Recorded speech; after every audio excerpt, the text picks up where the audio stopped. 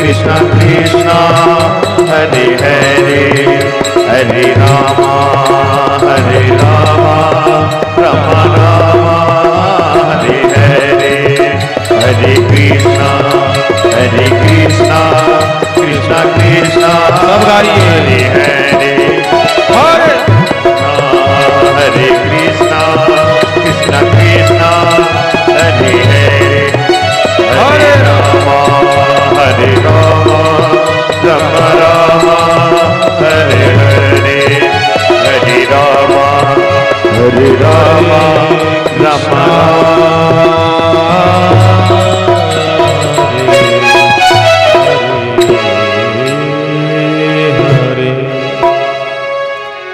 हरे राम हरे राम राम राम हरे हरे। बोलिए मीरा के श्याम की जय। अपने अपने माता पिता गुरुदेव की जय।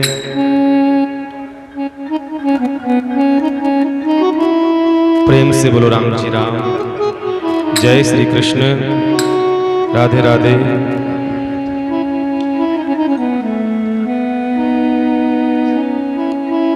अनिर्वचनीय अप्रमेय अचिंतन विराट विश्वात्मा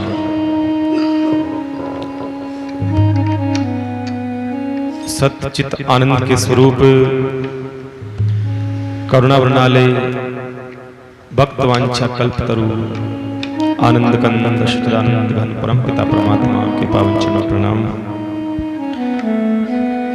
रामस्नेही संप्रदाय शाहपुरा पीठ के आदि आचार्य तपय पुतात्मा ब्रह्मनिष्ठ चरित्र सम्राट युग पुरुष स्वामी जी श्री 1008 श्री रामचंद्र जी महाराज के पावन चरणों में प्रणाम। भक्तिमती भक्ति ख्याता भक्ति महारानी भगवान के मुकुटमणि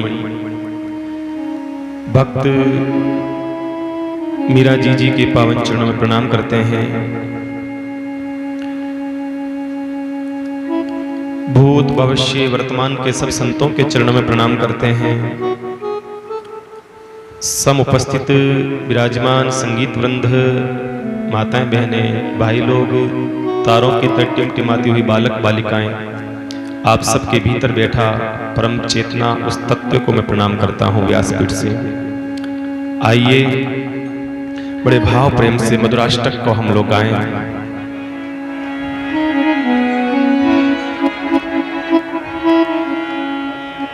अधरम मधुरम वदनम मधुरम नयनम मधुरम हसितम मधुरम। अधरम मधुरम वदनम मधुरम नयनम मधुरम हसितम मधुरम। हृदयं मधुरं गमनं मधुरं मधुराधिपतिरखिलं मधुरं। वचनं मधुरं चरितं मधुरं वसनं मधुरं फलितं मधुरं चलितं मधुरं वर्णितं मधुरं मधुराधिपतिरखिलं मधुरं। वेणुर्मधुरो रेणुर्मधुरो पाणिर्मधुरो पादो मधुरो नृत्यं मधुरं संज्ञं मधुरं मधुराधिपतिरखिलं मधुरं। गीतं मधुरं पीतं मधुरं धूतं मधुरं सूक्तं मधुरं रूपं मधुरं तिलकं मधुरं मधुराधिपतिरखिलं मधुरं। करणं मधुरं तरणं मधुरं हरणं मधुरं मरणं मधुरं वमितं मधुरं समितं मधुरं मधुराधिपतेरखिलं मधुरं मूका मधुरा माता मधुरा यमुना मधुरा वीची मधुरा सलिलं मधुरं कललं मधुरं मधुराधिपतेरखिलं मधुरं गोपी मधुरा लीला मधुरा युक्त मधुरं भूतं मधुरं दृश्यं मधुरं शिष्टं मधुरं मधुराधिपतेरखिलं मधुरं मधुरा गावो मधुरा यष्टिर्मधुरा षष्टिर्मधुरा दलितं मधुरं फलितं मधुरं मधुराधिपतेरखिलं मधुरम् अधरं मधुरं वदनं मधुरं नयनं मधुरं हसितं मधुरं हृदं मधुरं गमनं मधुरं मधुराधिपतेरखिलं मधुरं मधुराधिपतेरखिलं मधुरं मधुराधिपतेरखिलं मधुरम्। बोलिए कृष्ण कन्हैया लाल की जय, मीरा के श्याम की जय। परमपिता परमात्मा भगवान नंद नंदन यशोदा नंदन ब्रजनंदन मधुसूदन कृष्ण की भक्ति को जन जन तक पहुंचाने का भक्तिमती मीराबाई ने जो एक सत्संग का प्रवाह हम सबको उस आनंद के प्रवाह में गोता लगवाया है। किसने छेड़ा इसको? एण कहीं कति कति दोनों के कहीं थोड़ा सो मामलो हो जाए गड़बड़ तो पछे पूरो। ये एक कहता है कि महाराज ये आएगा तो मैं नहीं आऊंगा, वो कहता ये आएगा तो मैं नहीं आऊंगा। समस्या और की महाराज मैं क्यों भाई था 4 दिन रो काम है, ध्यान त्यान सेट करो मामलो के नहीं महाराज मां के कौन चल रहा। आज का दोनों बात होगी की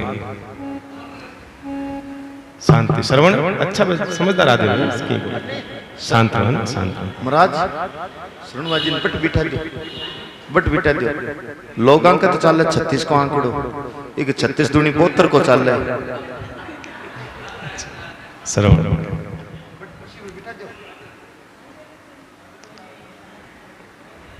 भक्तिमती मीराबाई जी के जीवन में धीरे धीरे समस्याएं संसार के द्वारा प्रताड़ित करना अपना कार्य संसार कर रहा है, लेकिन भक्ति का प्रवाह मीराबाई का नहीं रुका।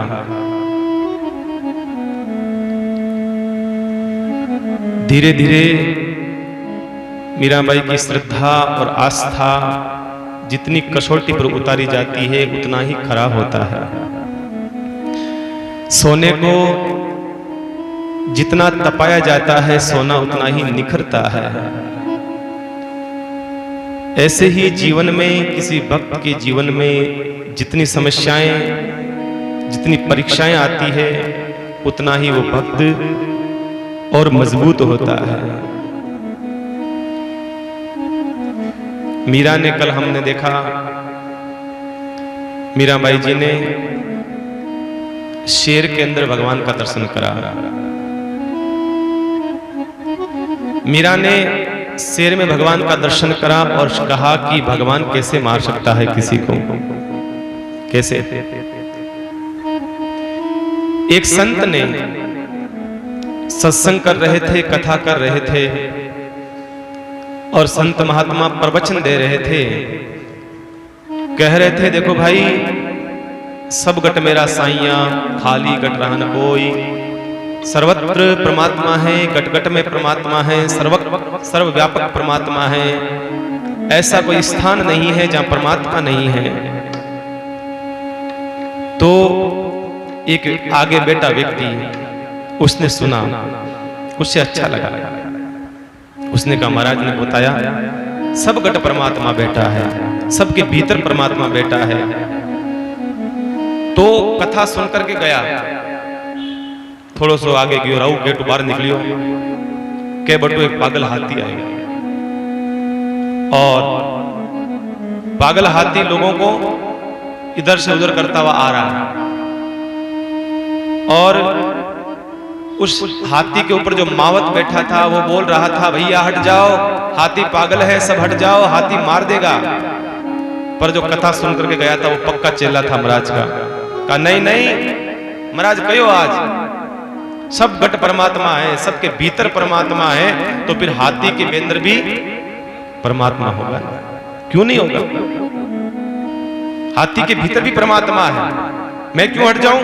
परमात्मा कौन किसी को थोड़ी मार सकता है, परमात्मा तो एक दूसरे की बचाता है, मारेगा थोड़ी परमात्मा। वो छाती तान करके खड़ा हो गया। महावत ने कहा भैया हट जाओ, ये हाथी है, पागल हो गया है, मार देगा। क्या नहीं नहीं नहीं, महाराज ने कहा था सब गट परमात्मा है, सब में परमात्मा है। चीना तान कर खड़ा हो गया। हाथी आया, ठूंड से उसको उठाया और जमीन से पटका और सीधा उसको रेफर करा करनी हॉस्पिटल में भर्ती करायो। मैंने लिजा पर टांगड़ा टूट गया, हाथ टूट गया, मुंडो टूट गयो, मातो फूट गो। अब पट्टियां लागोड़ी, इलाज चाले भी। अब 5, 15, 20 दिन, महीने भर इलाज चला। फिर का कथा में जाऊं महाराज के पास शिकायत लेकर के वापस आया। महाराज ने से कहा महाराज कथा झूठी कथा करो था, तो एकदम झूठी कथा करते हो आप। अरे कहा हुआ क्या भैया? कहा महाराज आपके चक्कर में ये सब हड्डियां टूट गई मेरी। क्यों? तो आप कथा में कहते कि सब गट परमात्मा है, क्यों मैं भरोसा करता हाथी पर? महाराज ये झूठी कथा मत करा करो। संत ने कहा देखो भैया, मैंने जो कहा सच कहा, सब गट परमात्मा है, सर्वत्र परमात्मा है। कहा नहीं नहीं, हाथी में परमात्मा होता तो मुझे क्यों नहीं मारता? संत ने कहा देखो, तुमने सिर्फ हाथी में परमात्मा देखा, हाथी के ऊपर बैठा महावत कह रहा था हट जा हट जा, बार बार कह रहा था, उसमें तूने परमात्मा नहीं देखा। तूने सिर्फ हाथी में परमात्मा देखा, यही तूने गलती करी थी। उस ऊपर जो बैठा था वो भी परमात्मा था, मावत के अंदर, वो तेरे को बचा रहा था। लेकिन थोड़ा बचड़ो खावनो, थारे मरनो, टूटनो। कहने का मतलब भगवान सर्वत्र है, सर्वव्यापक है परमात्मा, तो किसी भक्त को कैसे मार सकता है? कभी नहीं। मीरा जी ने शेर में, सिंह में नरसिंह का दर्शन कर लिया, वो भी चतुर्दशी। जिस चतुर्दशी को नरसिंह भगवान का अवतार होता है, उसी ही दिन मीरा जी ने कहा अरे कहां भाग रही हो, जल्दी आओ जल्दी आओ, भगवान पधारे हैं, स्वागत करो स्वागत करो। बताइए, दर्शन करने की सामर्थ्यता चाहिए। भगवान तो दर्शन देने के लिए तैयार बैठा है, जीवन में ऐसी सामर्थ्यता चाहिए दर्शन करने की, बस और कोई बड़ी बात है। प्रहलाद जी महाराज के जैसे खंबे में दर्शन करने की सामर्थ्यता, जनाबाई के जैसे उपले बनाती थी जो जलाते हैं हम लोग, उनमें दर्शन करने की सामर्थ्यता। नरसिंह भगवान को 56 बार दर्शन दिए हैं, एक बार 56 बार, बार बार दर्शन दिए हैं। ये सब कलयुग के भक्त हुए हैं। फिर भी दर्शन करें हैं? नरसिंह जी महाराज तो भगवान का चाहते जब दर्शन कर लेते हैं, क्योंकि भगवान ने नरसिंह जी महाराज को एक अपना प्राइवेट नंबर दे रखा था। प्राइवेट नंबर भगवान ने कह रखा था, देख नरसिंह, तुझे जब मेरी याद आवे तो तेरे को एक पर्सनल नंबर देता हूं, उस नंबर को लगाना और बस आ जा, मैं आ जाऊंगा। एक भजन दे रखा था परमानेंट, राग केदार। वो राग केदार एक प्राइवेट नंबर था, यूं समझ लो। जब भगवान को बुलाता और करताल लेकर के, दर्शन दो घन श्याम नाथ मोरी अखियां प्यासी रे, बस पुकारते और भगवान प्रकट हो जाते, तुरंत हो जाते। मन मंदिर में ज्योति जगा दो घट घट वासी रे, मन मंदिर में ज्योति जगा दो घट घट व्यासी रे, दर्शन दो घन श्याम नाथ मोरी अखियां प्यासी रे। ये पर्सनल नंबर था, जब गाते भगवान हाजिर हो जाते हैं। ऐसे ही भक्तों के पास में भगवान तो आने के लिए तैयार बैठे हैं, हमारे पास में तैयार बैठे हैं, पर वैसी हमारी भक्ति नहीं है, वैसी हमारी श्रद्धा नहीं है। बस यही हमारी कमी है, यही हमारे भीतर कमी है। मीरा जी ने शेर में दर्शन करा, बताइए आप, शेर में शेर हमारे सामने शेर आ जाता, हम क्या करते बताओ? जो करता शेर करता, हम तो क्या करते हैं? जो करता शेर करता, हम तो क्या करते? कहने का मतलब अभिप्राय यह है, भक्ति मीराबाई की, भगवान दर्शन देने में तत्पर रहते हैं, लेकिन प्यास तो जगे, मन में एक प्यास जगे। दर्शन की तो दूर की बात, कथा सुनने की प्यास जगे, वही दर्शन है।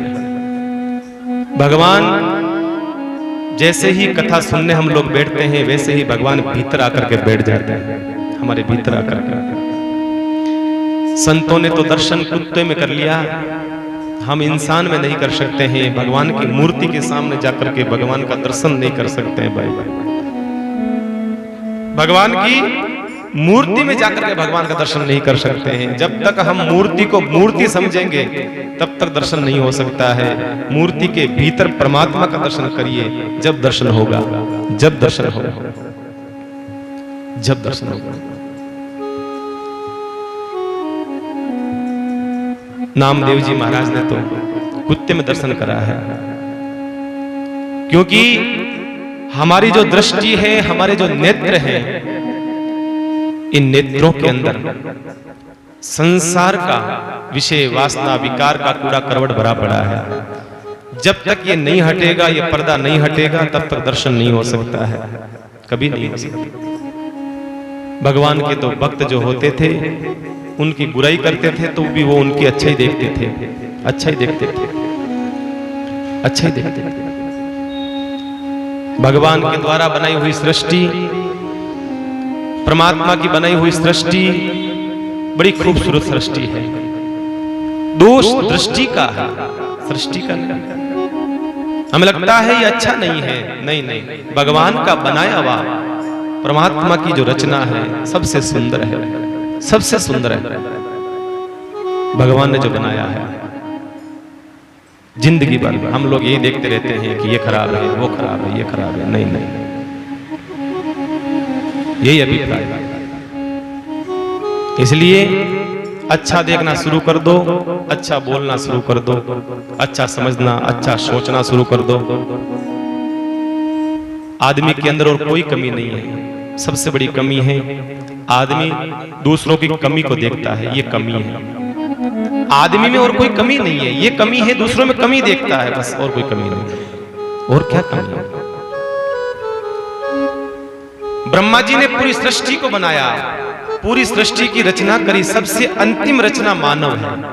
बताइए, सबसे अंतिम मानव को बनाया, और मानव के बनाने से पहले सृष्टि इतनी बढ़िया, इतनी फूट रही साहब, हा हा हा, ओ बनाए कौन मामलो एड़ो बिगाड़ियो पूरो। मानव के बनाने से पहले सृष्टि ऐसी थी। शास्त्र कहता है सबसे अंतिम रचना मानव की है, और सबसे खतरनाक जीव इस धरती पर अगर कोई है तो वो है मानव। सबसे खतरनाक, सबसे खतरनाक, सबसे जहरीला।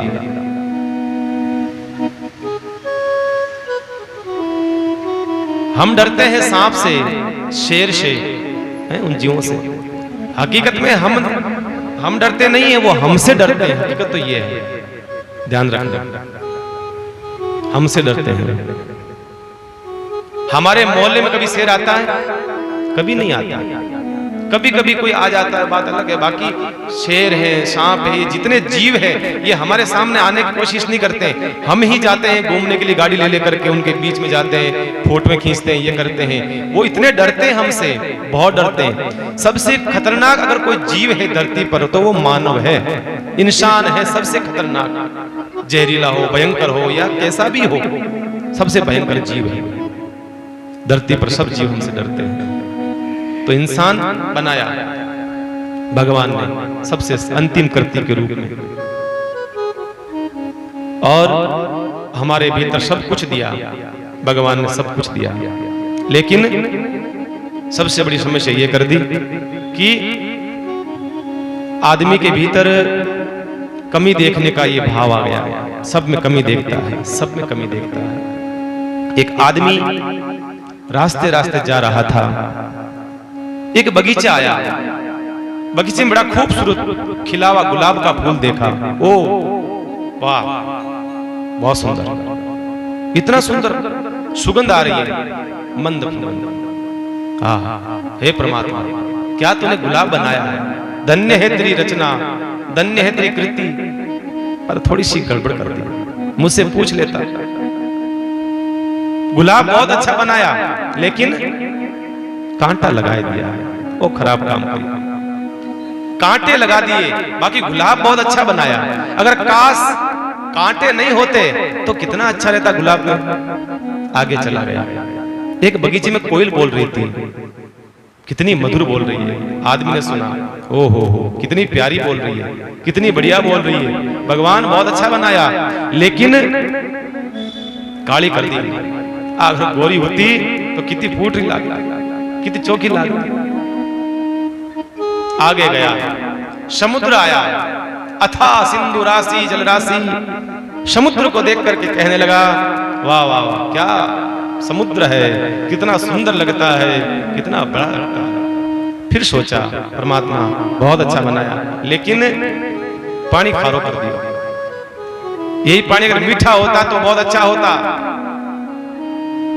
तब तीनों उस आदमी के पास आए, कहा, भैया भगवान ने तेरे को बहुत अच्छा बनाया, बहुत सुंदर बनाया, बहुत बढ़िया बनाया, लेकिन तेरे भीतर एक कमी रख दी, वो है कमी देखना। तेरे अगर भीतर ये कमी देखने वाला भाव नहीं होता तो तुम भी अच्छा होता। इसलिए किसी की कमी देखना बंद कर दो, भगवान अपने आप दिख जाएंगे। सब घट परमात्मा दिखेगा, मन में विचार बदल जाएगा, भाव बदल जाएंगे, सबसे प्यार करने लगोगे, ईर्ष्या राग द्वेष खत्म हो जाएगा।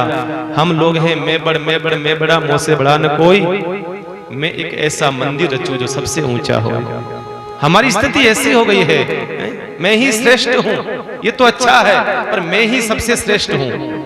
नहीं, मैं श्रेष्ठ हूं ये अच्छी बात है, पर मैं ही श्रेष्ठ हूं ये गलत हो जाता है। और आज आदमी ये सोच करके बैठा रहता है, मैं श्रेष्ठ हूं। इसलिए ऐसा भ्रम न पालो, ऐसा भ्रम न पालो। जीवन सबसे श्रेष्ठ, सबसे सर्वश्रेष्ठ परमात्मा है, और उसकी बनाई हुई सृष्टि है जो बड़ी खूबसूरत है। दर्शन करिए कभी सृष्टि का जाकर, कभी एकांत में उन झरनों को देखिए जाकर के, कभी पहाड़ों को निहारिए, कभी बैठ जाइए पुष्पों के बीच में, उस बगीचे में जाकर के बैठिए, चिंतन करिए वहां बैठ करके, उनसे बातें करो।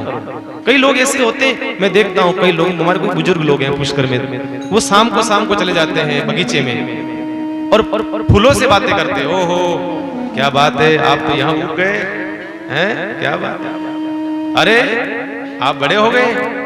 किससे बातें करते हैं? बगीचे में बैठ करके उन पौधों से बातें करते हैं, उन पेड़ों से बातें करते हैं। अच्छा अब आपकी आकार बढ़ रहा है, अब आपको काट करके छोटा करना पड़ेगा। कभी बातें करके देखिए, कभी पशुओं से बातें करके देखिए, कभी पक्षियों से बातें करके देखिए, कभी बगीचे में जाकर के फूलों से पौधों से बातें करके देखिएगा, आपको भीतर से लगेगा कि हाँ है, कोई तो है। ये निर्जीव थोड़ी है, ये सब सजीव है, बस बोलते नहीं है और कुछ नहीं, बस बोलते नहीं है। बाकी सब गुण, हम श्वास लेते हैं वो भी श्वास लेते हैं, बाकी सब क्रियाएं, वो भी बड़े होते हैं वो भी छोटे होते हैं, उनको भी प्यास लगती है, वो भी मरते हैं वो भी जीते हैं, सब कुछ वो क्रियाएं हैं। सिर्फ देख नहीं सकते और चल नहीं सकते पौधे, बस। और फर्क क्या है? तो कभी उनसे बैठ करके बातें करोगे आप, ऐसा भाव जब आएगा, भीतर परमात्मा का दर्शन करोगे, सबके भीतर परमात्मा दिखेगा साहब, सबके भीतर। ये बहुत संत महात्मा ऐसे ऐसे ऐसे, आज संत महात्मा पहाड़ों में रहते हैं तो वो बस चिंतन करते रहते हैं, इन चीजों का भजन करते रहते हैं, चिंतन करते रहते हैं। इसलिए ध्यान रखो, आदमी की उम्र जो है 60 साल की उम्र है, बस 60 भी नहीं, 50 साल की उम्र ही होगी। और वैसे देखा जाए तो ब्रह्मा जी ने हमारी उम्र जो है वो बनाई 60 साल ही, ज्यादा नहीं थी। कितनी थी? 60 साल। फिर आदमी तो लोभी है ना, आप जानते हो आदमी लोभी है। ब्रह्मा जी के पास गया, ब्रह्मा जी से कहा, ब्रह्मा जी 60 साल की उम्र बनाई, इतनी सी काहे हुई, थोड़ी सी कृपा करो, थोड़ी सी उम्र बढ़ा दो, थोड़ी सी उम्र बढ़ा दो। नहीं 40 साल, 40 साल बताइए, 40 साल तक आदमी अपना काम करता रहता है, उसके बाद में आदमी का शरीर धीरे धीरे क्षीण होता है। तो 40 की उम्र बना करके आदमी को भेजा, तो ब्रह्मा जी के पास में गया। ब्रह्मा जी महाराज, अच्छा बात है आपने हमें इंसान बनाया, पर 40 साल में हम क्या क्या करेंगे? पढ़ाई लिखाई करेंगे, बड़े होंगे, खेलेंगे कूदेंगे, शादी होगी, विवाह होगा, बच्चों को खिलाएंगे, क्या करेंगे? बहुत कम उम्र है, जरा उम्र को थोड़ा सा बढ़ा दिया जाए। ब्रह्मा जी ने कहा, भैया जितनी उम्र थी मेरे पास में सब मैंने बांट दी, सबको मैंने अलग अलग बांट दी, अब 40 साल की उम्र बची है तेरे पास में, तो तू ले ले। कहा नहीं नहीं, थोड़ी सी प्लीज, थोड़ी सी उम्र बढ़ाओ। कहा ठीक है, मैं बुलाऊं तो आ जाना, कोई उम्र कम कराने आएगा तो तेरे को दे दूंगा उम्र। ठीक है। अब वो चला गया, इतने में गधा आया, गधे की उम्र 40 साल थी। गधे ने कहा, ब्रह्मा जी महाराज जिंदगी भर ढोना, जिंदगी भर सामान लेना, वहां जाना, ये करना वो करना, इतनी उम्र मुझे नहीं चाहिए, एक काम करो आधी मेरी उम्र कर दो, आधी कर दो बस। ब्रह्मा जी ने कहा ठीक है। अब वो 40 में से 20 साल ब्रह्मा जी के बाद दे दी, और ब्रह्मा जी ने आदमी को फोन लगाया, hello my dear come here, जल्दी आ जा, उम्र आई हुई पड़ी है। आदमी भागा भागा आया, कहा महाराज क्या आदेश? कहा ये उम्र आई हुई है 20 साल, लेनी है? हाँ बिल्कुल। कहा ध्यान रखना गधे की है। अरे चलेगा महाराज, आप तो दे दो। अब 40 से कितनी हो गई? 60 साल हो गई। ब्रह्मा जी ने कहा ठीक है, कहा थोड़ा सा कम है, थोड़ी सी और दे दी जाए, थोड़ी सी और दे दी जाए। कहा भाई अब अभी तो है नहीं, अब कभी आएगी तो दे देंगे। गधा गया, एक कुत्ता आया जिसकी उम्र 35 साल थी। कुत्ते ने आकर के कहा, ब्रह्मा जी इतनी सारी उम्र दी, घर में जाता हूँ लोग डंडा मारते हैं, जूते मारते हैं, जिंदगी में बस कई सड़कों पर मर जाता हूँ, परेशान हो जाता हूँ, उम्र कम कर दो 20 साल, 15 साल बहुत है, अब 20 साल उम्र और रख ली। बुलाया आदमी को, जल्दी आजा उम्र आई हुई है। भागा, ये ले 20 साल, पर ध्यान रखना कुत्ते की है। अरे महाराज आप तो आउन दो, हेजे की आउन दो। कितनी हो गई गणी? और आराम। अब आदमी वापस ब्रह्मा जी के सामने हाथ जोड़े, महाराज 80 साल होगी तो शतक तो पूरा लगा ही दो, पूरे कर दो प्रभु, शतक हो जाए। ब्रह्मा जी ने कहा भाई अब इतनी उम्र है, अब नहीं है। इतने में आया उल्लू आया, जिसकी उम्र 25 साल थी, 25 साल। उसने कहा ब्रह्मा जी, जब दुनिया सोती है तो मैं जगता हूँ, मैं जगता हूँ दुनिया सोती है, ऐसी उम्र क्या मतलब? प्रभु मुझे तो 5 साल की उम्र दे दो बस।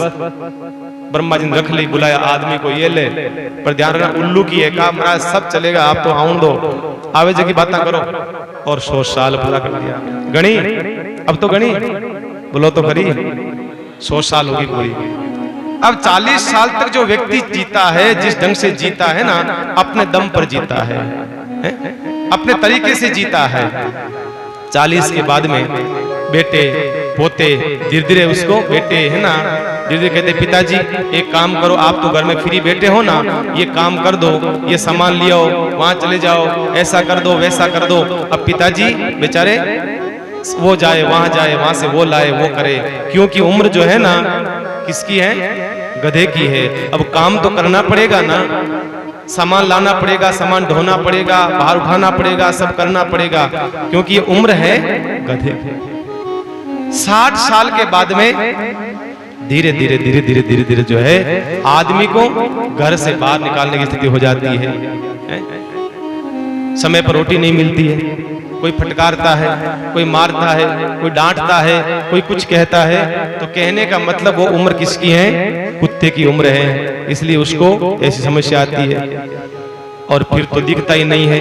80 के बाद में, 80-100 साल के बाद में आदमी को दिखना बंद हो जाता है, क्योंकि उम्र उल्लू की है, मांगी हुई उम्र है, दिखना बंद हो जाता है। इसलिए तो भाई जो जीवन मिला है, जितना जीवन जिस समय हम भजन कर सकते हैं उस समय भजन कर लेवे, बाद में भजन करेंगे इस आशा में मत रहना कि बाद में भजन करेंगे, कोई भरोसा नहीं। इसलिए भजन करना शुरू करो, कमी निकालना छोड़ो, भजन करना शुरू करो। बस ये संतों ने बार बार कहा है। पराई ईर्षा निंदा चुगली छोड़ मारा जिवड़ा रे, पराई ईर्षा निंदा चुगली छोड़ मारा जिवड़ा रे, और निंदा तो करे सो जावे नार की। ये ही सबसे बड़ी हमारी कमी हो जाती है यहाँ आकर के। जैसे संतों ने कहा छोड़ो और संतों की तरह दर्शन कर लो। किसमें? जीव में, कुत्ते में। जैसे नामदेव जी महाराज ने कुत्ते में दर्शन करा है। पत्ते पत्ते में, जर्रे जर्रे में झांकी भगवान की, किसी आंख वाले ने पहचान की, किसी आंख वाले ने पहचान की। पत्ते पत्ते में, जर्रे जर्रे में झांकी भगवान की।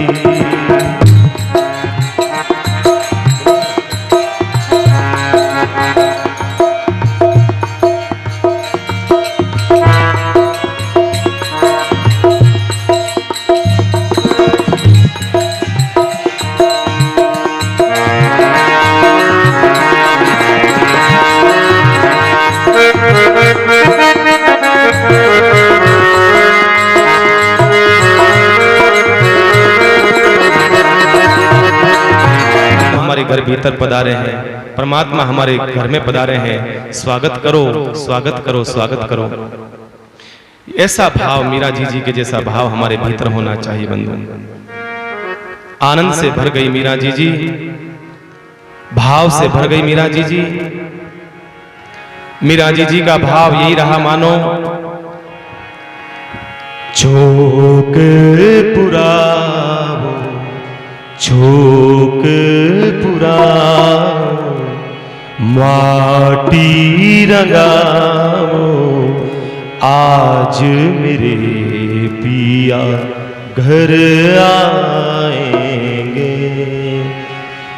आज मेरे पिया घर आएंगे।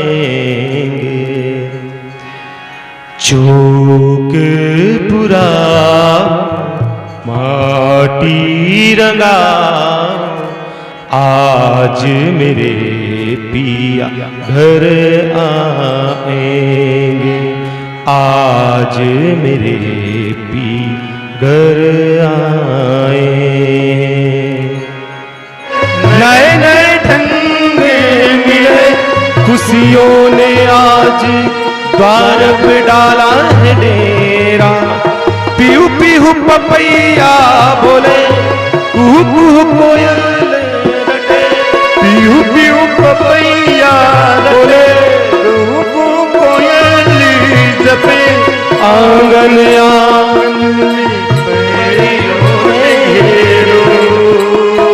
अनहद नाद बजाओ सब। अनहद नाद बजाओ सब। आज मेरे घर आए। आज मेरा घर आए।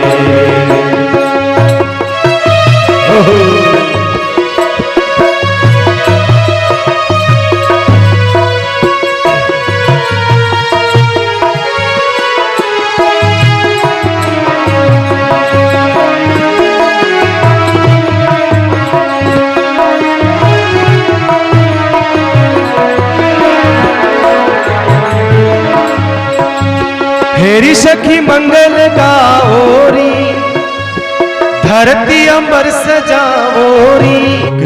पूरा माटी रंगा आज मेरे घर आएंगे। आज मेरे पिया घर आए। यही भाव रहा है मानो मीरा के भाव में। और मीरा ने स्वागत करा है। अरे लाओ लाओ आरती लाओ, भगवान पधारे हैं, ठाकुर जी हमारे घर पधारे हैं, स्वागत करो, भागो मत। भगवान की आरती उतारती है मीरा जी। फिर हमने कथा सुनी थी कल कि भूतों का उद्धार करा मीरा जी ने। आकर के भूत महल में जितने भूत थे उन सब का उद्धार करा है। संत कहते हैं, भक्तमाल कहती है कि भूत प्रेत पिशाच सब रोने लगे, मीरा से प्रार्थना करने लगे, मीरा जी हमने कितने वर्षों से पानी नहीं पिया है, भोजन नहीं करा है। क्योंकि भूतों का जो मुख होता है वो छोटी सी एक सुई होती है ना, उसकी जो नोक होती है आगे की, इतना छोटा मुख होता है। वो पानी पीना चाहते हैं लेकिन पानी पी सकते नहीं है वो लोग। गंदी नाली का पानी, गंदा पानी जो होता है उनको मिलता है। प्यास लगी है, मीरा जी ने कहा अरे पानी क्या पीना, पीना है तो भगवान के नाम को पियो। संकीर्तन करा मीरा जी ने और सब भूतों को, प्रेतों को, पिशाचों को, सबको मुक्ति करवाई है मीरा जी ने। प्रेत मीरा जी का गुणगान करते करते सब प्रणाम कर कर करके भगवान के परम लोक में चले गए। ये कथा भक्तमाल में आती है। मीरा जी को 2 दिन हो गए, 2 दिन हो गए भूतों के महल में बैठी है, बाहर से दरवाजा बंद कर रखा है। अब वो चंपा चमेली केसर जो है पीछे महल में रो रही है, अभी तक हमारी मीरा बाईसा नहीं आए, मीरा बाईसा नहीं आए, अभी तक नहीं आई, नहीं पधारी, क्या करें। 4 दिन हो गए। एक दिन सलुम्बर के जो राजा हैं रावत जी, सलुम्बर रावत जो है वो एक बार चित्तौड़ आए मिलने के लिए। राणा विक्रम से जा रहे थे, उस समय मीराबाई के महल के बाहर वो चारों सखियाएं बैठी रो रही थी। पूछा अरे क्या बात है, रो क्यों रही हो। उन सब ने कहा रावत जी हमारी मीराबाई साथ 4 दिन हो गए वे, अभी तक कोई उनका कोई वापस संदेश नहीं। अब वहां जाए तो कौन जाए, भूतों का महल, हमारे पास चाबी नहीं, हमने पता लगाया चाबी हमें दी नहीं गई, हमारी बाईसा तो उन भूतों के महल में बंद है। 4 दिन हो गए, कहा गए सलुम्बर रावत गए, जाकर के कहा महाराज राणा विक्रम बड़े थे, काफी उम्र में बड़े थे। विक्रम ने कहा ओहो पधारिए पधारिए। कहा वो तो सब ठीक है लेकिन तुम्हारी भाभी कहाँ है। कहा भाभी महल में होगी, और कहाँ है। कहा नहीं नहीं नहीं वहां नहीं है, हम राणा सांगा के समय के हैं और हम लोग उनके खास आदमी हैं, इसलिए हम पूछने का हक रखते हैं, बताओ तुम्हारी भाभी कहाँ है। कहा कि पता नहीं मुझे तो। कहा हम बताते हैं, भाभी जो है तुम्हारी वो महल में है, भूतों के महल में है, वहां है। कहा वो तो गई थी, वापस आ गई थी। कहा नहीं नहीं, वापस नहीं आई है, लाओ चाबी दो हमारे को, हम लेकर के आते हैं। फिर सोचा अभी तक तो मीरा गई थी तो मर गई होगी, चाबी दे दी। कहा ले जाओ। चाबी ले जा करके खोला, दर्शन करा है उन सब ने भीतर। क्या देखा, मीराबाई तो समाधि लगा करके ऐसी बैठी है, भजन कर रही है। मीराबाई करताल बजा रही है, भजन कर रही है।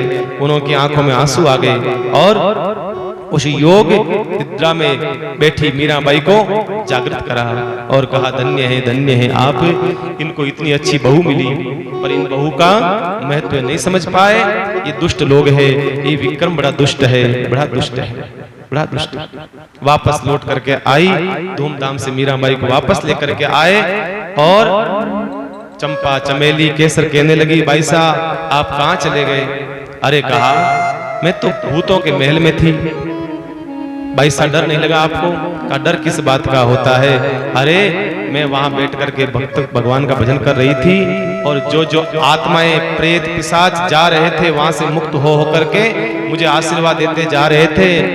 मीरा जी आप नहीं होती तो हमारा उद्धार कौन करता? मीरा जी आप धन्य हो, मीरा जी आप धन्य हो।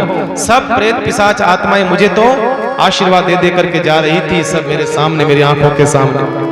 ऐसा दर्शन कराया है, ऐसा भाव दर्शन कराया है। बंधु भक्त आते हैं इस धरती पर सिर्फ और सिर्फ भक्तों का भला करने के लिए। संतों का यहाँ आगमन, भक्तों का आगमन सिर्फ और सिर्फ धरती पर भला करने आता है। मीरा ने कहा चंपा चमेली तुम चिंता ना करो, मेरा कुछ नहीं बिगड़ने वाला है।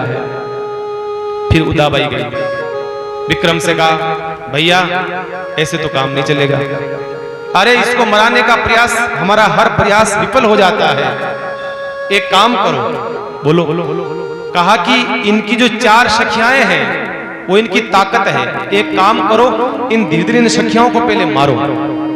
इन सखियाओं को जब मारेंगे फिर ये मीरा का नंबर लेंगे। कहा कैसे करें? कहा एक काम करो, इन सखियाओं को हटाने के लिए हमारी 4 सखियाएं भेज दो, वो सेवा करेगी मीराबाई की, और सेवा के अंदर ऐसा ऐसा कुछ कर करके मीरा को भी निपटा देगी और पास में जो सखियां हैं उनको भी मार देगी, ऐसा कर देगी। कहा ठीक है। एक दिन अचानक 4 सखियां आ गई मीराबाई जी के मेल में, आकर कहने लगी हमें राणा विक्रम ने भेजा है और हम चाहते हैं हम आपकी सेवा करें। तो चंपा ने कहा नहीं नहीं नहीं नहीं, हमें जरूरत नहीं है सेवा की, हम 4 बहुत है सेवा करने वाली।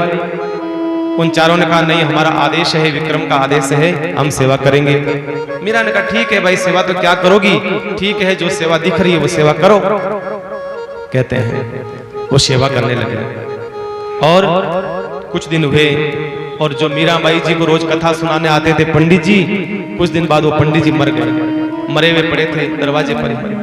पता लगा कि पंडित जी कैसे मर गए, अचानक पंडित जी चले गए, क्या बात है। उसके बाद में जो मीराबाई का जो लालन पालन किया था दहाई मिथिला, जिसका नाम था मिथिला दहाई, बचपन से जिसने मीराबाई को पाला है, पोसा है, बड़ा करा है, उसका शरीर के अंदर खुजली होने लगी। भयंकर ऐसा लगता है कि उसका शरीर अंदर से जल रहा है। वो बार बार दिन में 10 बार स्नान करती। मीरा जी जी कहती अरे दहाई, अरे मिथिला क्या बात है, तू स्नान क्यों करती है बार बार?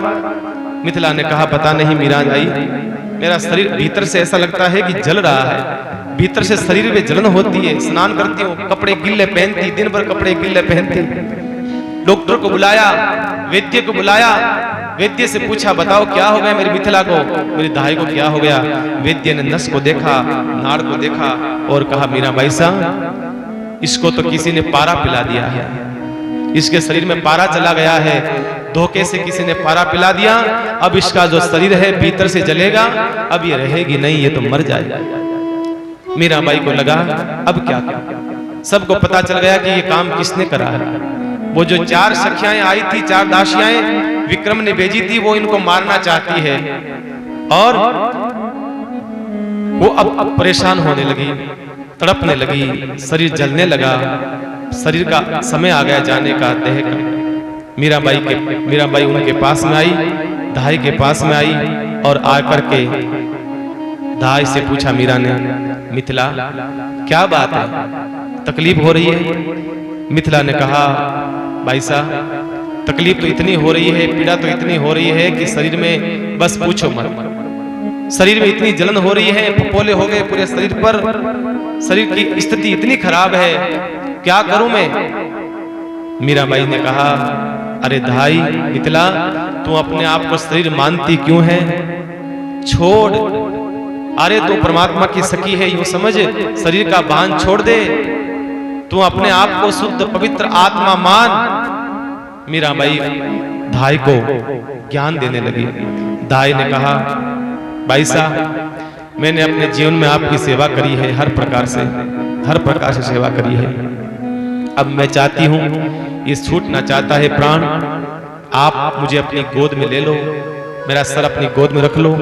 मैं चाहती हूं आपका दर्शन करते करते मैं भगवान के लोक में जाऊं, बस और कुछ नहीं। मिथिला धाई का सर जो है मीराबाई ने अपने गोद में रखा है, माथे पर हाथ फेरने लगी और मीराबाई हाथ फेरते फेरते भगवान का भजन करने लगी और धाई के प्राण निकल जाते हैं, छूट जाते हैं और धाई मीराबाई से पहले द्वारिका पहुंच गई और जाकर के वहां दासी बन जाती है। सबसे पहले मीराबाई नहीं पहुंची द्वारिका, उससे पहले धाई मिथिला पहुंच गई। आगे कथा आएगी, कथा सुनना आप लोग। इस प्रकार से कथा सुनाई है ये भक्तमाल के अंदर। उसके बाद में कहते हैं, एक दिन दासियों ने कहा मीराबाई जी से, अरे भाई जी आप तो हमें कोई सेवा ही नहीं सौंप रहे हो, कोई सेवा तो सौंपो, कोई सेवा सौंपो। मीरा ने कहा, भाई अब क्या सेवा सौंपो, जो सेवा है आप करो, जो सेवा दिखती है जो सेवा करो। सेवा सौंपी थोड़ी जाती है, सेवा तो देखी जाती है और करी जाती है, जो आपको सेवा लगे वो सेवा करो। तो कहा, किचन में हमें जाने देते नहीं है, रसोई में हमें प्रवेश नहीं है, और कहाँ जाएं, ठाकुर के मंदिर में हमें जाने देती नहीं है आपकी सखियाएं, हम क्या सेवा करें? एक काम करो मीराबाई साहब, आपकी जो सेज बिछाते हैं, आपका जो बिस्तर लगाते हैं पलंग पर, वो सेवा आप हमें दे दो, हम आपकी सेज बिछा देंगे रोज। मीरा ने कहा ठीक है कर दो। अब मीरा है भोली भाली, मीरा को बिल्कुल ऐसा भाव नहीं है कि मेरा बुरा चाह रहे हैं या मेरा गलत करेंगे, नहीं नहीं, मीरा तो बिल्कुल एकदम ऐसा सोचती नहीं है। कहा ठीक है, तुम ऐसी सेवा करो, तुम्हारा जो भाव है वैसी सेवा करो। और कहते हैं अब वो उनका बिस्तर बिछाने लगी। एक दिन क्या करा, उन दासियों ने कांच का चूरा बनाया, पूरे भयंकर हलाहल कांच, उसमें हलाहल जहर डाल करके ऐसा चूरा बना करके तैयार करा। मीराबाई जहां सोती है उस चद्दर के नीचे वो पूरा बिछा दिया। अब मीराबाई के वो लगेंगे कांच और जहर अंदर जाएगा और मीरा मर जाएगा। अब और बिछा करके तैयार कर दी, सेज को बिछा करके थोड़े से ऊपर फूल डाल दिए, थोड़े से कैसा लगा, सेज बिछा तैयार हो गई। और मीराबाई आज रात्रि को सोई है। सुबह उठी, स्नान करने चली गई। चंपा जो है मीराबाई की जो सेविका है, सखी है, वो सवेरे सवेरे आई, आकर के झाड़ू लगाने लगी। वहां पर तो क्या देखा, कांच के छोटे छोटे टुकड़े पड़े हैं वहां। तुरंत देखा ये कांच कहां से आया, भागी, कहां देखा कांच पड़ा था बिस्तर के ऊपर, भागी। मीराबाई स्नान कर रही थी, स्नान घर में जाकर के कहा, भाई साहब दरवाजा खोलो। मीरा ने कहा, अरे स्नान तो करने दे, स्नान कर रही हूं। कहा नहीं, जल्दी से दरवाजा खोलो आप, जल्दी से। मीरा ने कहा, वाह क्या पागल, बता तो सही। अरे कहा बस समय नहीं, जल्दी से दरवाजा खोलो। दरवाजा खोला गया और तुरंत मीरा के पीठ पर हाथ फेर करके देखा, हाथ लगा करके देखा। अरे मीरा ने कहा, बता तो सही बात क्या है। अरे भाई साहब आपको पता नहीं? कहा कि क्या? अरे कहा वो राणा विक्रम ने जो 4 दासियां भेजी थी, उन्होंने रात को बहुत भयंकर हलाहल कूट में, जहर में मिलाकर के कांच के टुकड़े बिछा रखे थे। मीराबाई ने कहा, तू पागल हो गई है, तू चंपा, तेरी दृष्टि बदल गई है, सब में तू कमी देखती है। अरे तू सुधर जा, मेरे साथ में इतने साल हो गए रहते रहते तेरे को, तेरे मन में अभी तक भाव नहीं बदला, किसी के मन में कमी नहीं देखना। अरे चंपा मैं रोज सोती हूँ, इतना आनंद नहीं आता है। रात्रि को इतना आनंद आया, ठाकुर जी के साथ में सोते सोते ऐसा लगा कि मैं फूलों के बिस्तर पर सो रही हूँ। इतना आनंद आया है मुझे, तो पहली बार ऐसी नींद आई, ऐसी नींद आई, पहली बार ऐसी नींद आई है मुझे, तो पहली बार। जाकर के देखा, चंपा ने वापस जाकर के देखा, हटाया, बिस्तर के ऊपर जो चादर था हटाया, क्या देखा, नीचे फूल ही फूल बिछे हुए हैं। कहा आज कुछ नहीं, फूल ही फूल बिछे हुए हैं, फूल ही फूल बिछे हुए हैं। तो भाई ऐसी भक्ति है जहां भगवान बचाने वाला है, परमात्मा बचाने वाला है जीव को, तो कौन बिगाड़ सकता है, कौन क्या कर सकता है, कोई कुछ नहीं कर सकता। एक बार श्रावण का महीना आया, जैसे श्रावण का महीना आता है तो मीराबाई एकदम भाव विहल हो जाती है, प्रेमी और प्रेम के बस में ऐसा भाव विहल हो जाती है मीराबाई। और मीराबाई बगीचे में आ गई और ठाकुर जी को लेकर के आ गई सखियों के साथ में, और हिंडा लगाया है, झूला लगाया है। ठाकुर जी के साथ में झूला झूलने का आज मन हुआ है। बड़ा सुंदर भाव और श्रृंगार मीराबाई जी का हुआ। मीराबाई श्रावण आयो आओ नंदलाल, श्रावण आयो आओ नंदलाल, हिवड़ो तरसे नैना बरसे, हो रही मैं बेहाल, सावन आयो आओ नंदलाल, सावन आयो आओ नंदलाल, सावन आयो आओ नंदलाल।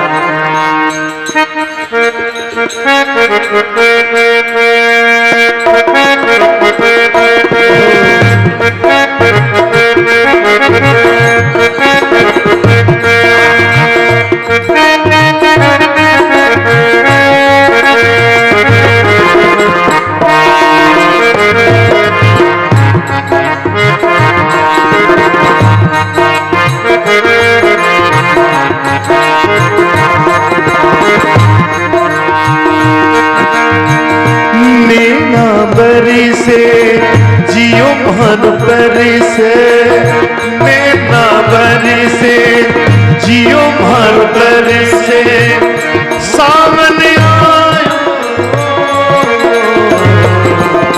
सावन आयो आओ नंदलाल, सावन आयो आओ नंदलाल।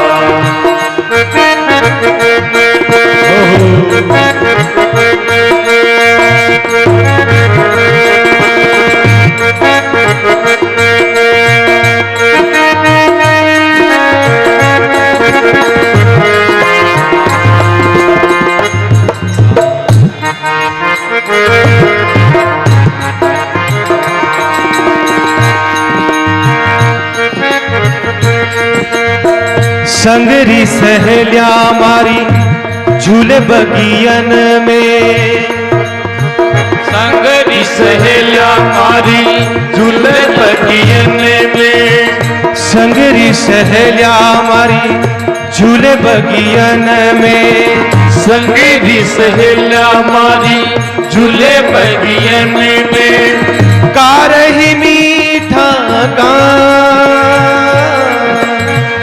गा रही मीठा गान, सावन आयो आओ नंदलाल, सावन आयो आयो नंदलाल।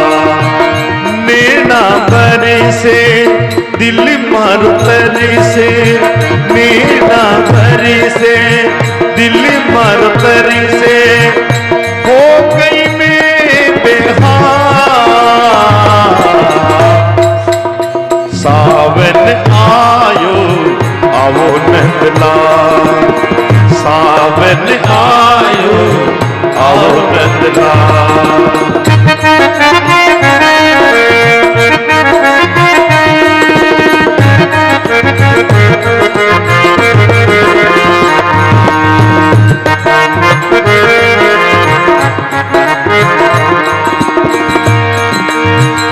दादुर मोर पपैया बोले, दादुर मोर पपैया बोले, दादुर मोर पपैया बोले, दादुर मोरी पपैया बोले, कोयल करे रे कृपा,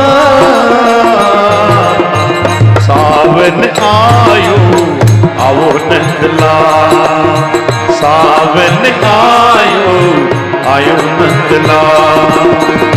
नैना बरसे जिया मारा तरसे, नैना बरसे जिया मारा तरसे, हो गई मैं बेहाल, सावन आयो आओ नंदलाल, सावन आयो आओ नंदलाल।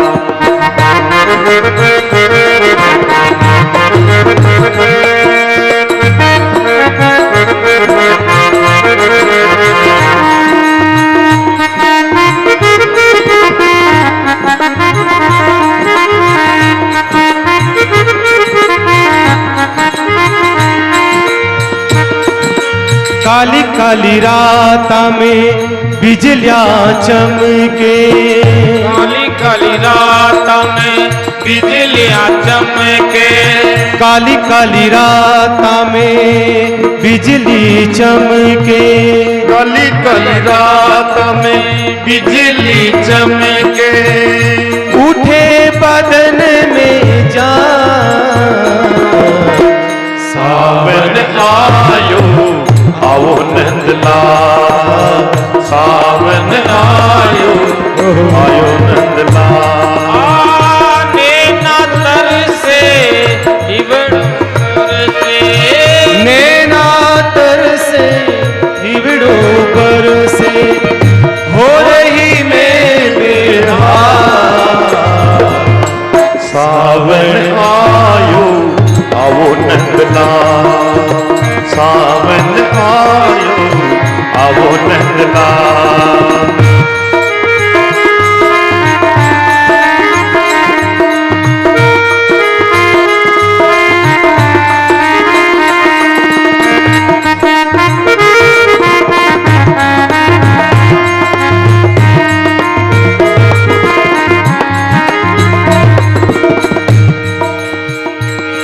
प्रीतम थारी काना हुई रे बावरी, प्रीतम थारी काना हुई रे बावरी, प्रीतम काना थारी हुई रे बावरी, प्रीतम थारी काना हुई रे बावरी।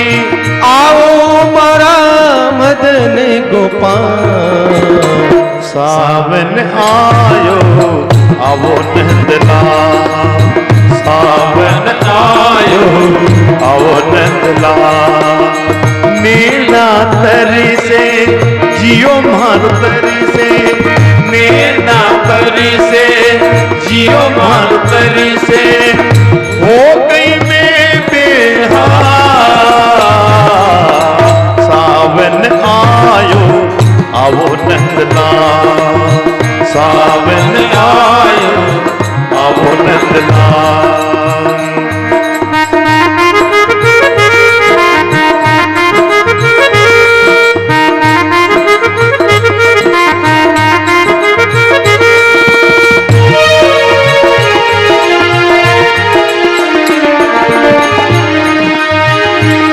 चंद्र सखी ब्रज बाल की शोभा, चंद्र सखी ब्रज बालक शोभा, चंद्र सखी ब्रज बाल की शोभा, चंद्र सखी ब्रज बालक शोभा।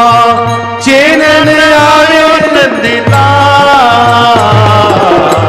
सावन आयो आओ नंदलाल, सावन आयो आओ नंदलाल।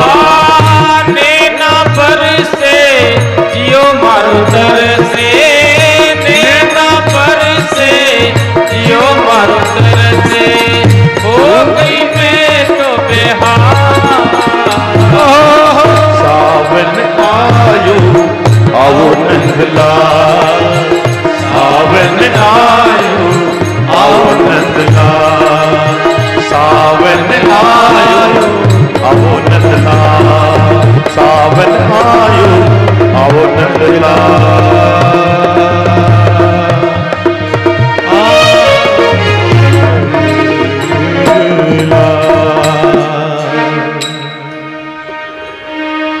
सावण आवण कह गयो और कर गयो कोले अनेक घिणता घिणता घिस गई मरी आंगलियां रे।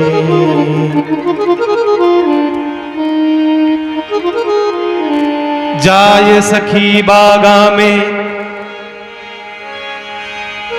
जाय सखी बागा में सुन सांवरियारी बात कदे मेल पदारसी थारी मीरा जो बात कदही मेल पधारसी थारी मीरा जो सावण आयो आओ नंदलाल आओ नंदलाल आओ नंदलाल।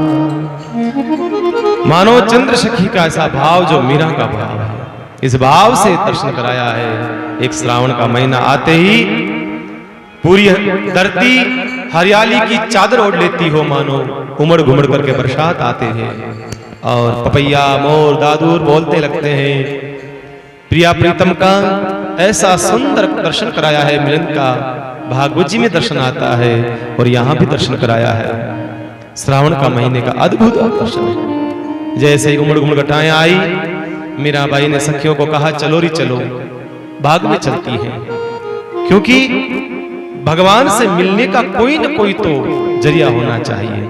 त्योहार हो या कोई ऐसा कर्म हो जिसके माध्यम से मीरा तुरंत उससे जुड़ जाती है, महाराज तुरंत जुड़ जाती है।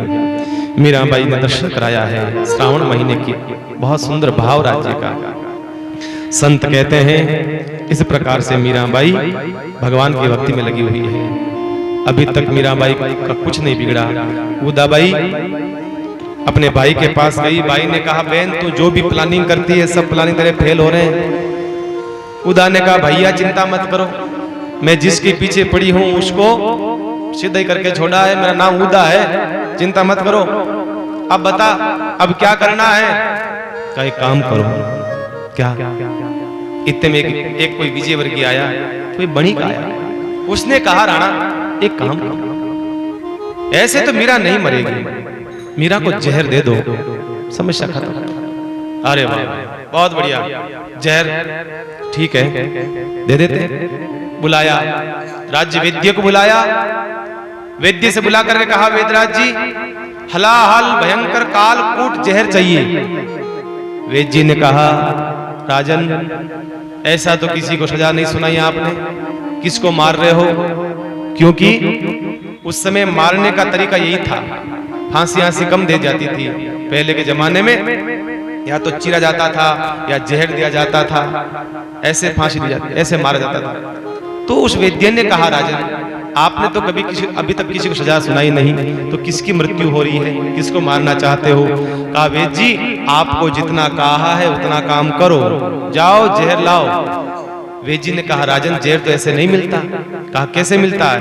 कहा जहर तो 20 फीट जमीन को खोद करके उसके नीचे रखा जाता है, क्योंकि भयंकर हलाहल कालकूट जहर होता है। जो सबसे भयंकर सर्प होते हैं उनकी थैलियों में से निकाला जाता है, उनके मुख में जो थैली होती है जहर की उसमें से निकाला जाता है। तो ये जहर जमीन पर तो रख नहीं सकते, किसी के हाथ लग जाए तो लोग मर जाए। कहा हमें कुछ नहीं चाहिए, जहां से जहर निकल सकता है वहां से जहर लेकर के आओ। अब वो गया वैद्य राजवेद गया, भयंकर हलाहल कूट जहर लोगों को लेकर के खोद करके निकाल करके जहर ला लगा, और जहर ला करके थोड़ी सी बूंद, बिल्कुल थोड़ी सी बूंद ला करके उसको दी राणा विक्रम को लो ये जहर लो। कहा ठीक है जाओ। कहा ये तो बताओ किसको देंगे आप? कहा तुम्हें जाओ, तुम्हारा काम बस हो गया, तुम जाओ। वैद्य को वापस भगा दिया और उदा से पूछा, उदा अब जहर को देने के लिए कौन जाएगा? उदा बाई ने कहा, राणा विक्रम जी ऐसे तो हम लोग कोई जाएंगे तो हमारे तो हाथ का लेगी नहीं, इसको चरणामृत बना करके भेजो और श्याम कुंभ श्याम मंदिर का जो पंडा है दयाराम पंडा उसको देकर के भेजो, क्योंकि वो मीरा पर विश्वास भी करती है, उसके ऊपर मीरा उसके हाथ का ले भी लेगी। ठीक है, दयाराम पंडा को बुलाया और बुला करके उसके अंदर पानी डाल करके जहर के अंदर, और वो इतना बड़ा पात्र था का ले जाओ। लेकर के वो पात्र दयाराम पंडा ने पूछा, महाराज इसमें है क्या इसके, नहीं तो बताओ क्या है इसके भीतर। कहा, इसके भीतर मीरा को कह देना कि कोई जगन्नाथपुरी से कोई संत आए थे, उन्होंने चरणामृत भेजा है। जगन्नाथपुरी से कोई संत आए थे, हमने सोचा कि भाई भक्ति भाभी जी करती हैं, हम तो भक्ति करते नहीं हैं, हम तो क्या करेंगे, हमने तो थोड़ा सा ले लिया, बाकी पूरा चरणामृत भाभी को भेज देते हैं, इसलिए लेकर के जाओ। दयाराम पंडा ने जैसे देखा, चरणामृत तो पीला पीला होता है ना, चरणामृत तो भगवान के चरण को धोते हैं तो चंदन केसर आदि से पीला हो जाता है, पर वो तो नीला नीला था। दयाराम पंडा ने कहा, राणा ये तो नीला नीला लगता है, ये कौन सा चरणामृत है? कहा, तेरे को जो कहा है वो कर, ज्यादा धन काम री बात बनी, धन जुद्धों की बुद्धि कर जा। और वो दयाराम पंडा उस पात्र को लेकर के सोच रहा है कि चरणामृत तो नहीं हो सकता है, चरणामृत तो ऐसा नहीं हो सकता, एकदम नीला, लपटें निकल रही उसमें से, मानो आंखें जल रही है दयाराम पंडा की, ऐसा कैसे हो सकता है? चरणामृत तो शीतल होता है, शांत होता है, ऐसा कैसे संभव हो सकता है?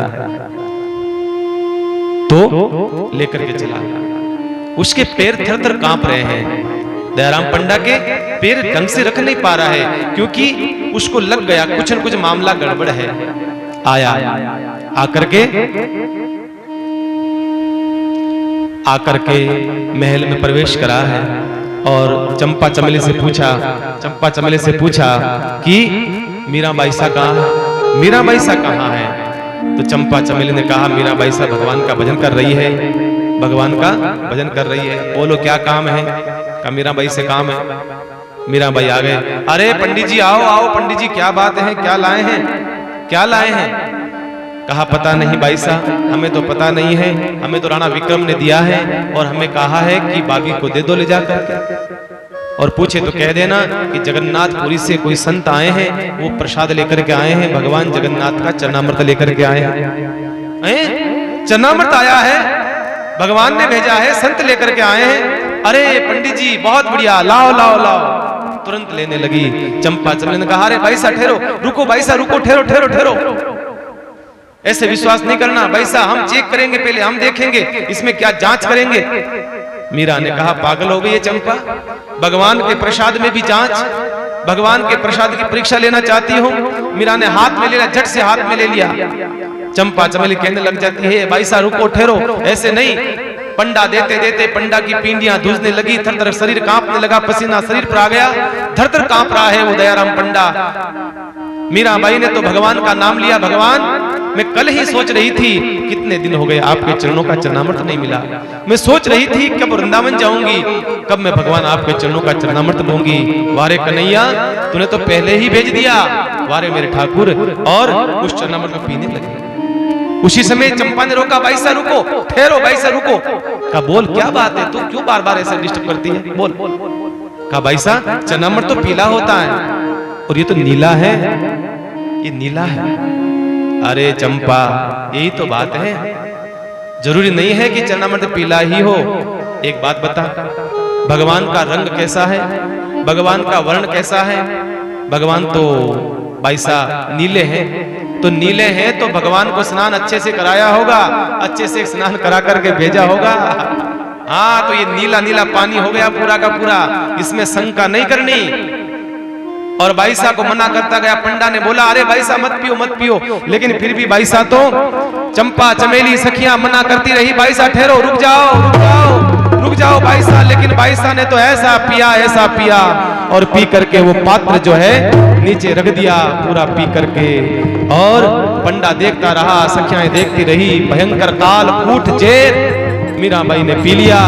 लगा अब मरेगी, अब मरेगी, बाहर आवाज आएगी मरने की। सोच रहे थे सब बाहर खड़े खड़े, विक्रम ने भेज रखा था अभी आवाज आएगी मरने की, अभी आवाज आएगी। लेकिन आज मीरा ने कहा, सब दासियों से कहा, अपनी सखियों से कहा, चंपा आज तो करताले निकाल, घुघरू निकाल, आज नाचने का मन करता है, आज तो मन में भाव नाचने का आ रहा है। लगा अपना तबला, लगा अपनी ढोलक, अपना वीणा लगा, मीरा नाचना चाहती है साहब। ये जहर ऐसा जहर है जो पी करके नाचने का मन करता है, ये जहर का प्याला। हो पग घुघरू बांधे मीरा नाची रे, पग घुघरू बांधे मीरा नाची रे, पग घुघरू बांधे मीरा नाची रे,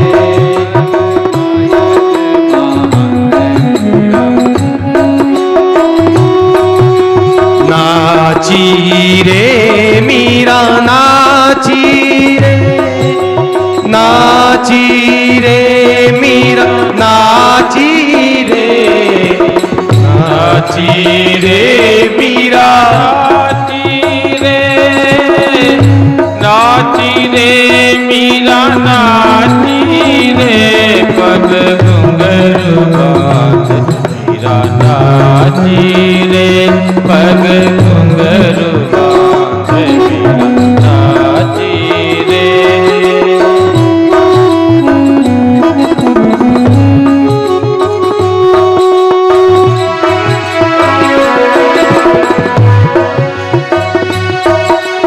मैं तो मेरे नारायण की आप ही हो गई दासी रे, मैं तो मेरे नारायण की आप ही हो गई दासी रे, पग घुंघरू बांधे मीरा नाची रे, पग पायल बांधे मीरा नाची रे।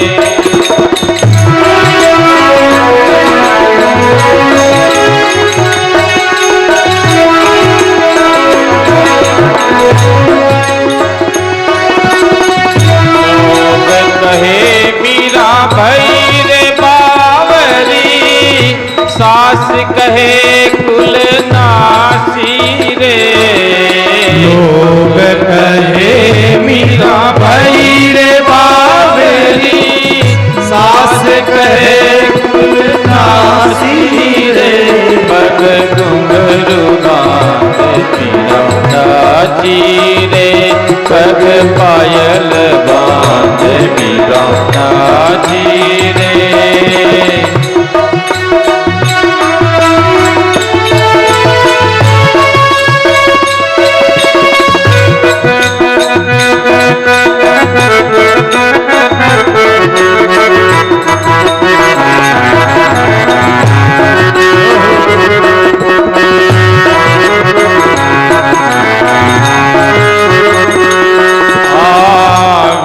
का प्याला राणा जी भेजा, पीवत मीरा हासी रे, विष का प्याला राणा जी भेजा, पीवत मीरा हासी रे, पग घुंघरू बांधे मीरा नाची रे, पग पायल बांधे मीरा नाची रे, घुंघरू बांधे मीरा नाची रे, पग पायल बांधे मीरा नाची रे।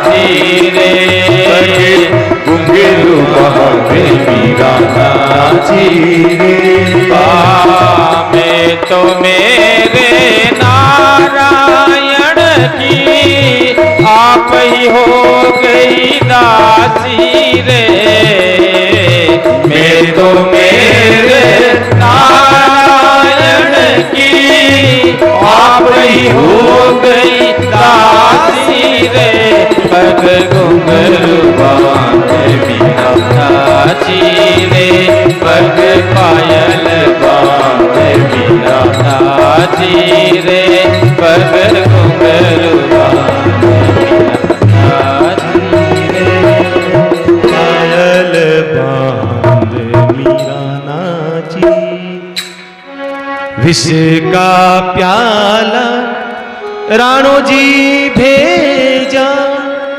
और मीरा तो पीवत मीरा हासी रे हो पग घुघरू हो पग घुघरू बांध मीरा नाची रे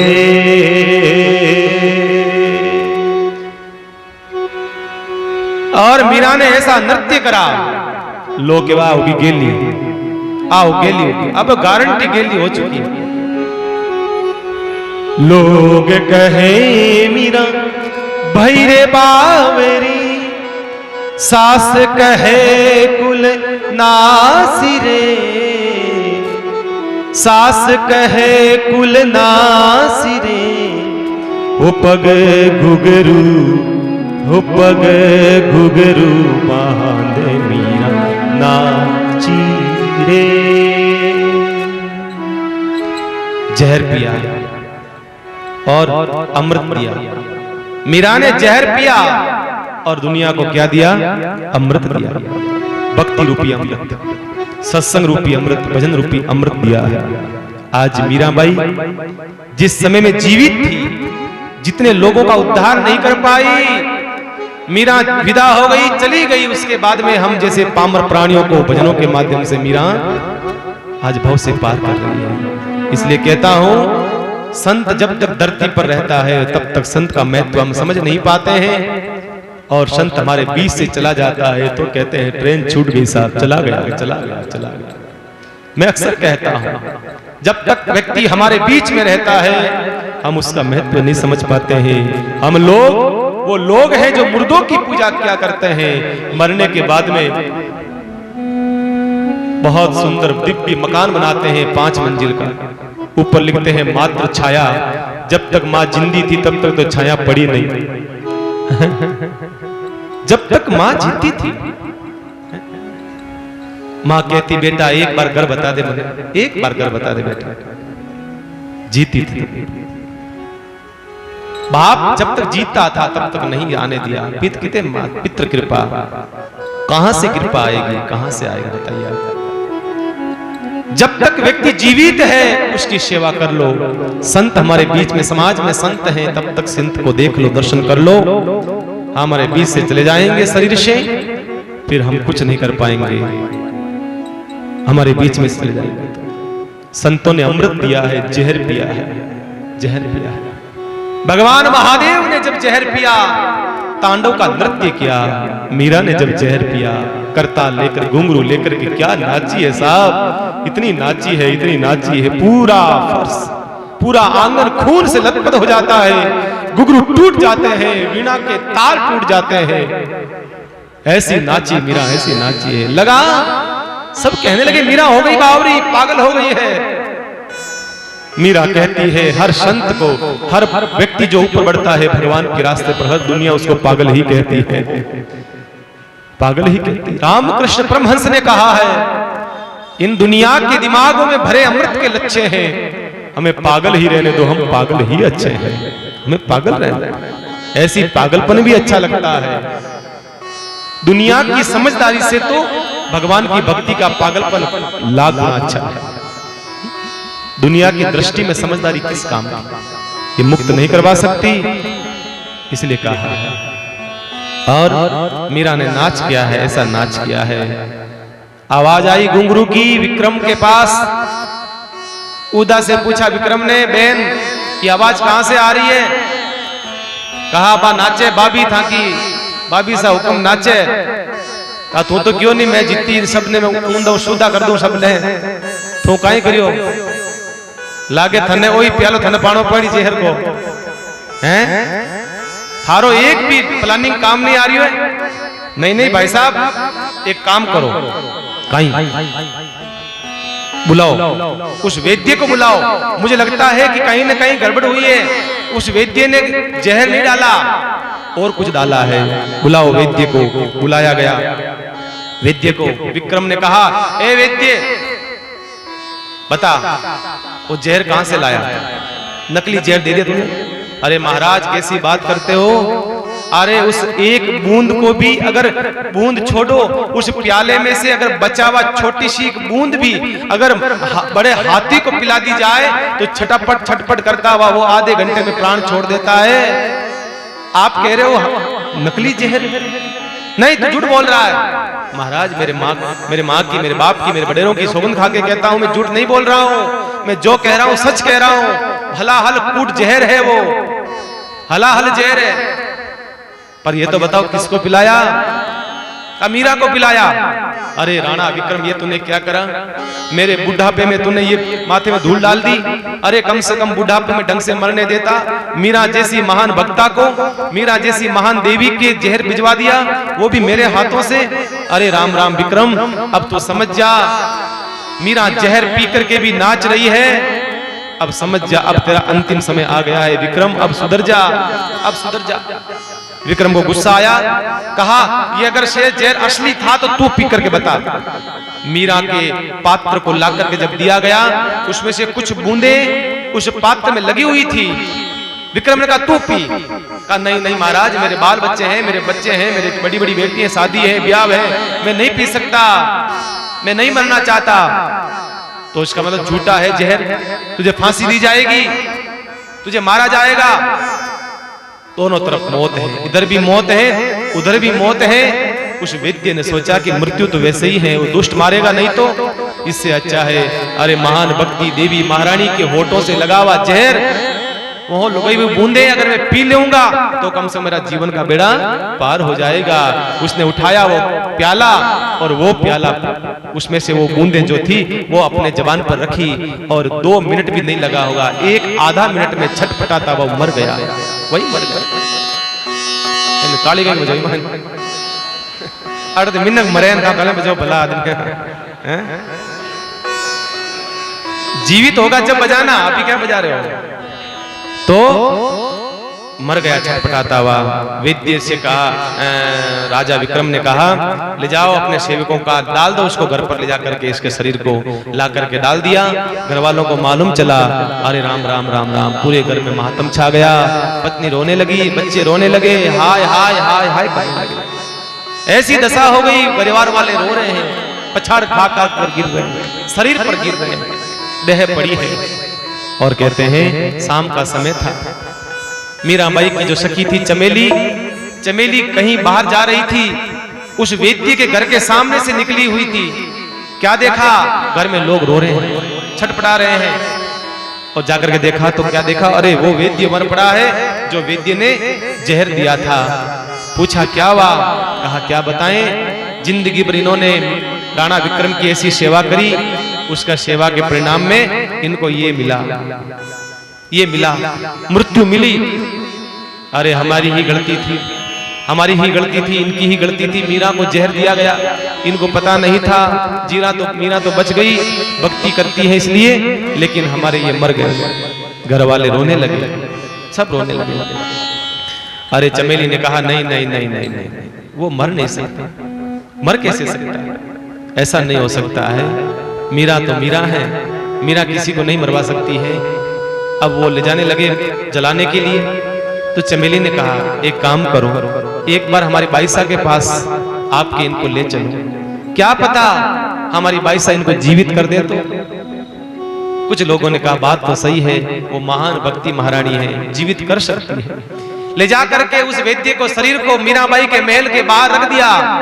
आवाज लगाई, भाई साहब, ओ भाई साहब, पधारो बारे पधारो। मीराबाई भजन कर रही थी, उठ करके आई, क्या बात है भाई? अरे ये वैद्य तो वो है जो हमारे पास आया करते थे, हमारा इलाज करते थे, क्या हुआ इनको? भाई साहब क्या बताएं, आपको जहर इनसे दिलवाया गया, आप तो जीवित रह गए, आप तो नाचने लगी पर ये मर गए। नहीं नहीं नहीं नहीं, ये नहीं मर सकते हैं, नहीं मर सकते हैं। मैंने भगवान से कहा था, मैंने परमात्मा से कहा था ये नहीं मर सकते हैं। भगवान के पास भागी भागी गई मीराबाई, भगवान गिरधर से कहा, गिरधर ये भेदभाव नहीं कर सकते आप, ये भेदभाव नहीं कर सकते हो। मैंने जब जहर पिया था मैंने ये नहीं कहा ये जहर मेरे लिए अमृत हो जाए, चरणामृत हो जाए, मैंने ये नहीं कहा था कि मेरे लिए चरणामृत हो जाए और वैद्य के लिए जहर बन जाए, ये तो बात नहीं कही थी। ये भेदभाव नहीं करना, ये दुविधा नहीं करना। भगवान जैसा मेरे को जीवित रखा है ना, ऐसे ही वैद्य को जीवित कर दो। और वहां चरणामृत और तुलसी दल लेकर के मीराबाई आई, और आकर के मीराबाई उसके मुंह में पधराती है जैसे ही तुलसी दल और चरणामृत, वो वैद्य उठ करके वापस जागृत हो जाता है। बोलिए भक्ति महारानी मीराबाई की। मीराबाई का चरणामृत जैसे मिला वो जागृत हो गया, उठ गया, जीवित हो गया, मीराबाई के चरणों में गिर पड़ा। मीराबाई ने कहा, अरे नहीं नहीं नहीं नहीं वेद जी, आप मेरे से बड़े हैं, आप ऐसा नहीं करिए, आप ऐसा न करें, आप ऐसा नहीं करें। चरणों में गिर पड़ा और कहने लगा, भाई साहब जिंदगी बीत गई, जिंदगी बीत गई, इन दुष्टों की सेवा करते करते पूरा जीवन चला गया, अंत में परिणाम में हमें मृत्यु मिली है दुष्टों के हाथों से। अब सेवा नहीं करनी है, अब लग गया, सेवा किसकी करनी है? मीराबाई हमें अपना शिष्य बना लो, बस अपना शिष्य। मीरा ने कहा, भाई देखो मैं तो किसी को गुरु मंत्र देती नहीं हूँ, मैं किसी को शिष्य बनाती नहीं हूँ, बस मैं तो यही कहती हूँ ये तुम सब माला पकड़ो और जैसे मैं भजन करती हूँ वैसे तुम भी भजन करो। सब पूरे परिवार को वैष्णव बना दिया।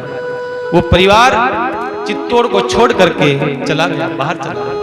उनको पता था यहाँ रहेंगे तो और परेशान करेगा विक्रम, राणा विक्रम छोड़ करके चला गया। इस प्रकार से कहते हैं मीराबाई ने पूरे परिवार को वैष्णव बनाया, पूरे परिवार। अब वापस ऊंदा भाई आया भाई रे करने, अब भाई साहब अब कहीं करा, भाई साहब कहे तू नगटी है, तू अगला प्लानिंग बिगाड़े तुम्हारा, अब तू ही बता कहीं करा। विक्रम ने कहा, अब की बार मैं दिमाग लगाता हूँ, क्या एक काम करो, अब की बार जहर भेजा, क्या पता वो जहर झूठा होगा। अब की बार एक काम करो, जहां से जहर निकलता है उसको ही भेजो। शरफ भयंकर भुजंग भयंकर बुलाया कालबेले ने, शरफ को तो कालबेले पकड़ते, बुलाया कालबेलियों को, कहा विक्रम ने कहा ऐसे शरफ पकड़ करके लाओ, ऐसे शरफ लाओ, भयंकर भुजंग होने चाहिए, फूंक देने से आदमी मर जाए। का चिंता मत करो महाराज, हमें तो पैसों की जरूरत है, हमें तो पैसे देते रहो आप, हम सेवा करेंगे आपकी। और पैसा दे दिया विक्रम ने। जंगल में गए, बहुत बड़ा एक भयंकर सर्प था, इतना भयंकर था कि फूंक देते ही मर जाता आदमी। उसको लेकर के आए, भारी सर्प, और ला करके दिया, महाराज ये सर्प है, ये सर्प का, इसको पिटारी में बांध दो, पिटारी में बांध दिया। अब कहा उदा से, कहा उदा अब क्या करें, अब किसको भेजे, किसको भेजे? उदा ने कहा देखो दयाराम पंडा तो गया सो गया, वो तो वापस जाएगा नहीं, वो तो वापस जाने वाला नहीं, अब किसको भेजे? एक काम करो, धन्नाबाई जो राजमाता थी, धन्नाबाई जो भोजराज की माँ थी, धन्नाबाई उनकी दासी थी कुमकुम नाम की। उस दासी का और मीरा का बड़ा प्रेम था, वो कभी कभी सत्संग सुनने मीराबाई के पास जाती थी। एक काम करो, कुमकुम के साथ में भेजो। हाँ ठीक है, कुमकुम को बुलाया, कुमकुम से कहा कुमकुम एक काम करना है। क्या बोलो राजा राणा, क्या काम है, क्या सेवा है? क्या सेवा ये है कि हमारे ये जो ये छोटी सी ये टोपली है, इसको ले जाना है। कहाँ ले जाना है? कहा मीराबाई के पास में ले जाना है उस टोकरी को। अच्छा इसमें क्या है? राणा ने कहा इसके भीतर कोई संत आए थे, गंडकी नदी गए हुए थे संत महात्मा, वो गंडकी नदी से सालग्राम जी लेकर के आए थे। कह देना कि सालग्राम जी है गंडकी नदी से, गंडकी नदी के मूल में जाकर, इतना प्रभाव है वो गंड की नदी नेपाल से प्रवाहित होती है शुरुआत में। कहते हैं इतना इतना साक्षात ठाकुर जी श्री विग्रह शालग्राम जी कैसे प्रकट होते हैं।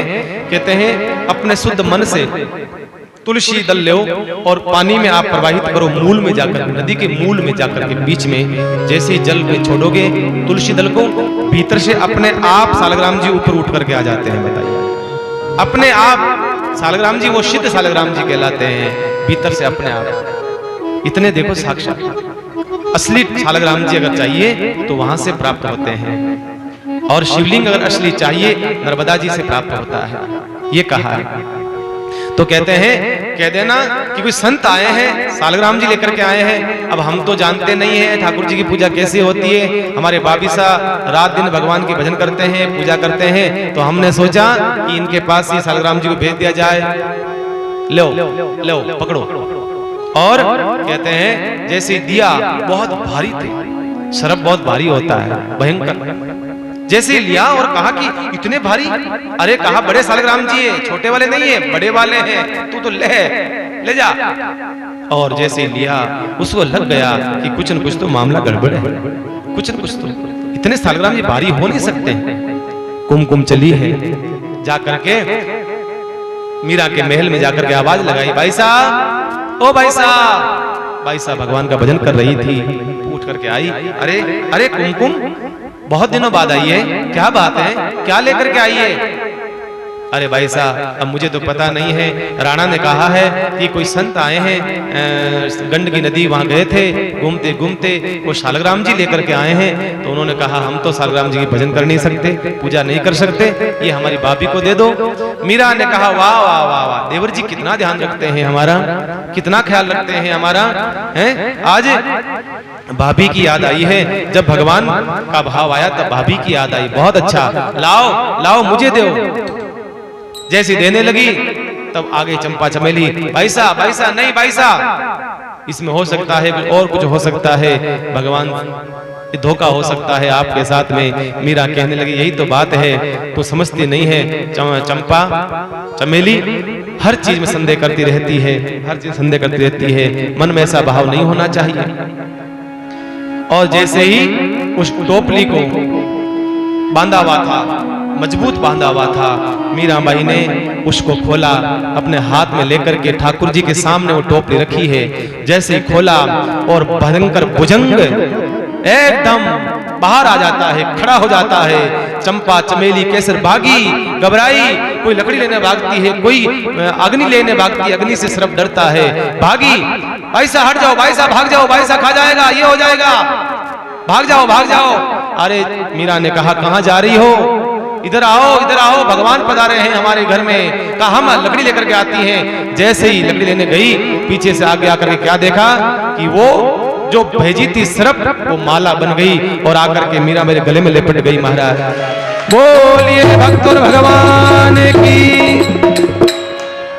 मीरा ने भगवान के दो सरप भेजे थे भयंकर, एक सरप आकर के मीरा के गले में लिपट गया, वो माला बन गई, एक सरप हाथ में लिपट गया, वो माला बन गई।